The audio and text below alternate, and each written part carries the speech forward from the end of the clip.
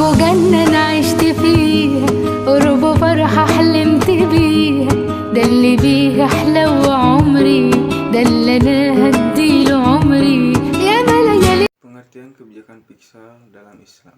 Kebijakan fiskal dalam ekonomi Islam yaitu sebuah kebijakan pemerintah yang di dalamnya terdapat proses pengembangan masyarakat yang selalu didasarkan kepada hukum distribusi kekayaan berimbang dengan selalu menerapkan nilai-nilai material dan spiritual pada posisi yang sama. Kebijakan fiskal Islam yang dikeluarkan ini merupakan sebuah regulasi pengeluaran dan juga pemasukan yang berarti salah satu perangkat untuk memperoleh sebuah kesejahteraan. Islam. Kebijakan fiskal dalam Islam pada masa Rasulullah. Kebijakan fiskal pada masa Rasulullah memegang kekuasaan pemerintahan pertama di kota Madinah. Sumber penerimaan pada masa Rasulullah digolongkan menjadi 3, yaitu kaum muslim, non-muslim, dan sumber lain. Selanjutnya kebijakan fiskal pada masa sahabat. Yang pertama, Abu Bakar. Perhatian terhadap keakuratan penghitungan zakat, pembangunan Baitul Mal, menerapkan konsep balance budget policy. Yang kedua, Umar bin Khattab. Reorganisasi Baitul Mal, undang-undang kepemilikan tanah, disertifikasi terhadap objek zakat dan tarif. Utsman bin Affan. Pembangunan perairan, pembentukan organisasi kepolisian, pembangunan gedung pengadilan. Selanjutnya, Ali bin Abi Thalib. Distribusi seluruh pendapatan Baitul Mal, pengeluaran angkatan laut dihilangkan, adanya kebijakan pengaturan anggaran. Prinsip-prinsip kebijakan fiskal dalam ekonomi Islam. Ada beberapa ulama atau ahli yang mengemukakan tentang prinsip kebijakan fiskal dalam Islam. Salah satunya yaitu Khursyid Ahmad yang membagi prinsip ekonomi menjadi 4 prinsip, yaitu prinsip tauhid, prinsip rubiyah, prinsip khilafah, dan juga prinsip tazkiyah.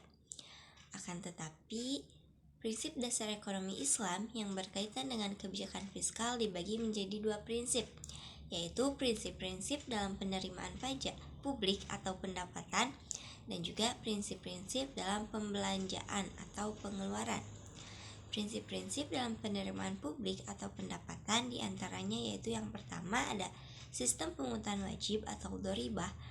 Pada prinsip ini, pihak yang berwenang harus menjamin bahwasanya golongan kaya atau golongan yang memiliki kelebihan yang dapat memikul beban utama dharibah.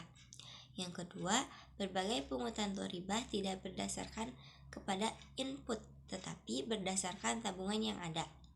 Yang ketiga, tidak memaksakan kehendak pemerintah untuk mengeluarkan pajak, termasuk juga kepada orang kaya seperti Rasulullah SAW. Yang keempat, menyetarakan posisi kaum muslimin dan non-muslimin. Yang kelima, penerimaan publik tergantung pada sektor tertentu. Sedangkan dalam prinsip-prinsip dalam pembelanjaan atau pengeluaran, di antaranya yaitu alokasi zakat merupakan kewenangan Allah, bukan kewenangan amil atau pemerintah. Yang kedua, menerapkan prinsip maslahah. Yang ketiga, menghindari musyaqqah dan mudarat. Yang keempat, prinsip efisiensi dalam belanja rutin pemerintah. Yang kelima, prinsip keadilan. Dan yang terakhir ada prinsip komitmen, yaitu memperhatikan dari skala wajib, sunnah, mubah, dan lain-lain. Materi selanjutnya yaitu peranan dan tujuan kebijakan fiskal dalam ekonomi Islam. Di dalam Islam ada 3 tujuan kebijakan fiskal, yaitu dalam penerapannya Islam selalu menetapkan tingkat yang mulia atau tinggi untuk terwujudnya persamaan dan demokrasi yang baik di antara prinsip-prinsip dan hukum yang lain. Yang kedua, Islam melarang setiap pembayaran bunga dalam segala bentuk pinjaman yang diberikan. Dari hal tersebut diharapkan bahwa ekonomi Islam tidak akan menggunakan instrumen bunga dalam segala bentuk tujuan untuk mencapai tingkat keseimbangan pada pasar uang. Yang terakhir, ekonomi Islam dikelola untuk membantu dan mendukung dalam pertumbuhan ekonomi masyarakat yang terbelakang dan untuk memajukan dan menyebarkan ajaran Islam seluas mungkin. Perbedaan kebijakan fiskal Islam dan konvensional. 1. Kebijakan fiskal Islam. Zaman Rasulullah, sisi penerimaan APBN Islam terdiri dari khoraj, zakat, khums, jizyah, dan penerimaan lain yaitu dari kafarah atau denda. Tujuannya adalah untuk menciptakan stabilitas ekonomi, tingkat pertumbuhan ekonomi yang tinggi, dan pemerataan pendapatan. Ditambah dengan tujuan lain yang terkandung dalam aturan Islam, yaitu Islam menetapkan pada tempat yang tinggi akan terwujudnya persamaan dan demokrasi. Dalam Islam, konsep kesejahteraannya sangat luas, meliputi kehidupan di dunia dan di akhirat, serta peningkatan spiritual lebih ditekankan daripada pemilikan material. Yang kedua, kebijakan fiskal konvensional.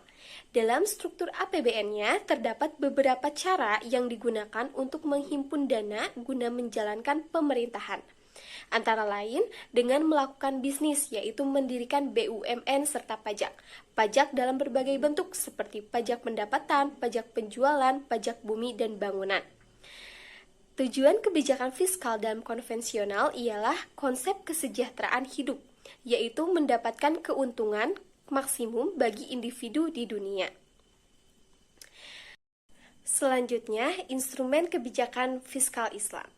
Adapun instrumen pokok dalam kebijakan fiskal ada dua, yaitu yang pertama ada kebijakan perpajakan dan kebijakan pengeluaran. Dalam penggunaan dua komponen tersebut menjadikan kebijakan fiskal dapat diketahui sebagai landasan penerimaan dan pengeluaran negara.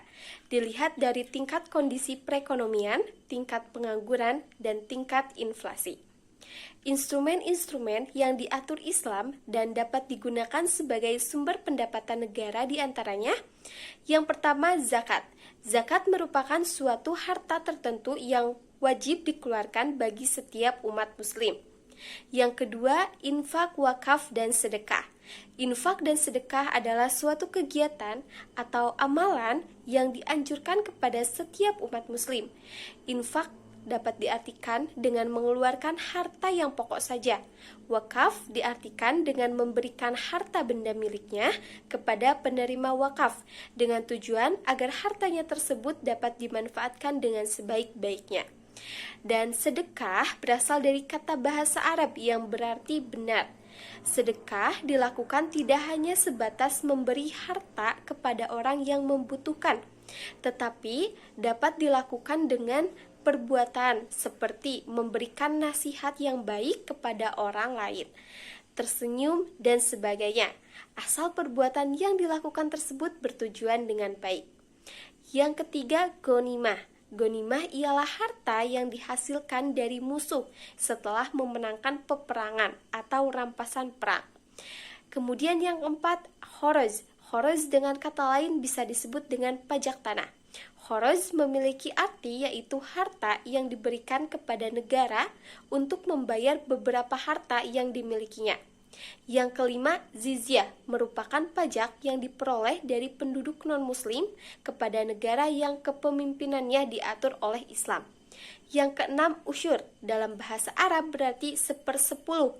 Usyur sendiri merupakan suatu pungutan biaya yang dimiliki atas harta dagangan yang diperdagangkan ketika pedagang tersebut sudah melintasi perbatasan negara Islam. Usyur disebut dengan pajak atau bea cukai pada saat ini. Dan yang ketujuh, khums. Khums merupakan pajak proporsional yang diperoleh oleh tentara perang sebagai ghanimahnya setelah memenangkan peperangan. Harta yang diberikan ialah 1/5 dari harta ghanimah yang diperoleh. Sekian yang dapat disampaikan.